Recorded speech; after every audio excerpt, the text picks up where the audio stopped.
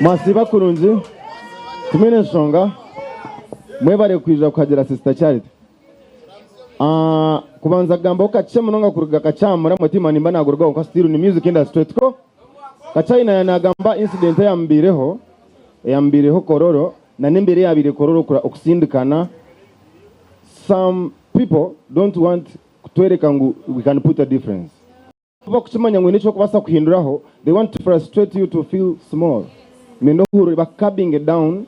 Mchocho abekire mise shows korwa abeshongoro kaba bine byeshongoro bino hagizi konko bamuteko mu mbere yo kuhurira ngo utakubasa. Konka yo ine kushimanga no korachi omuntu yakushashura yatatire hombera nungi yawe yo kweshongora, you go home byasigara ntubitensa na quote because na yakushashura ayinefuta hembera nungi okorechi o performing atara kusinda sinduka tiko.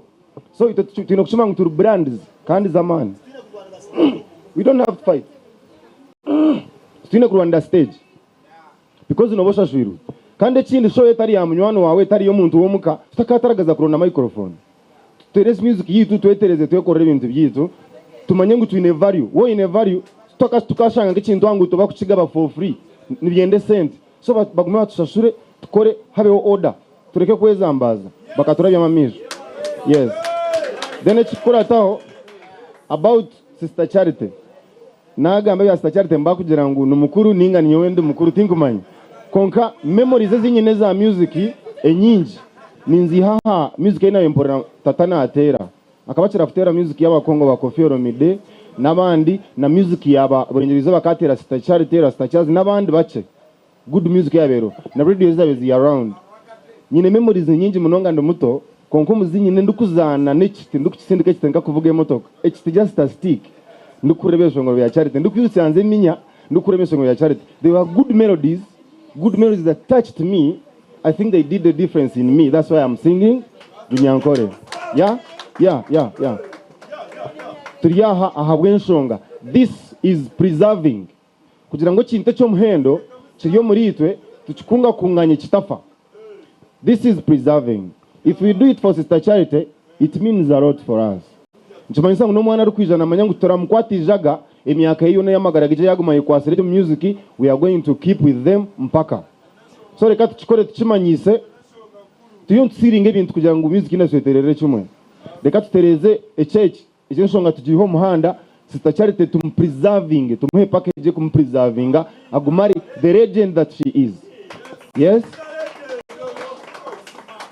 nanye nangutaka tahiri abeshongozi abischi bamuzaha baterekisha legendary picture bateze kishana press conference ya sister Charity chige nabandi bakimanye ngo basakuzo mu music industry yo mushiki oyekume ogumeho omwaka hagundi like for so long ndizana zo mu industry yo mucheka muteganisa ayibuza sister Charity akachikorata.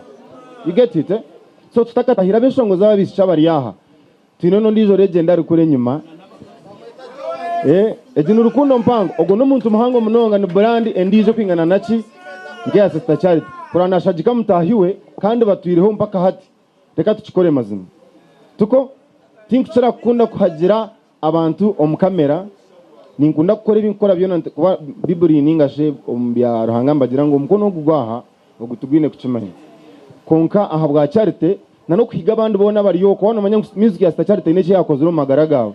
I want to put something little for her kugira ngo agire iki ya pushing. Manager Josh azana kiretana na omwishongozo ndizo utino awusamo bakweta black boy na nyenda izo tuchimukwase nyongere kigambo ngakimwe bibiri then turebe kikurata. Yes man, tears achiriho yaba tariho nsakuteza mu kishane bwanyuma but twatu kiresere gumu.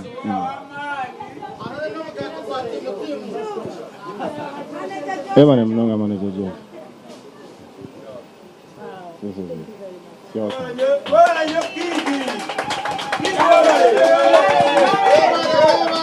Thank you very much. It's okay.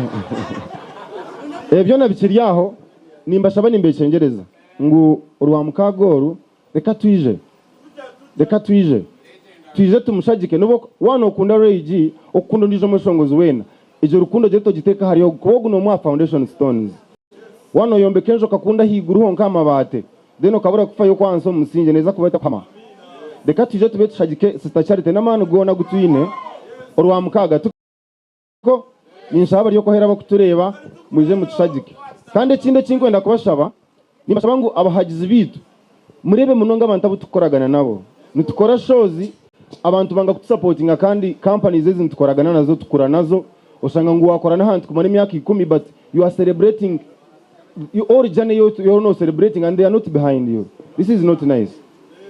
Kusanga ngo okoragana n'abantu ntuntu sacrificing munonga umuntu no imuka batakashesere oyerekereza byinshi notakufuna chihango but nono shara kuhereza ihanga azo kizakora ikintu nkeki usanga ngo they are not behind you.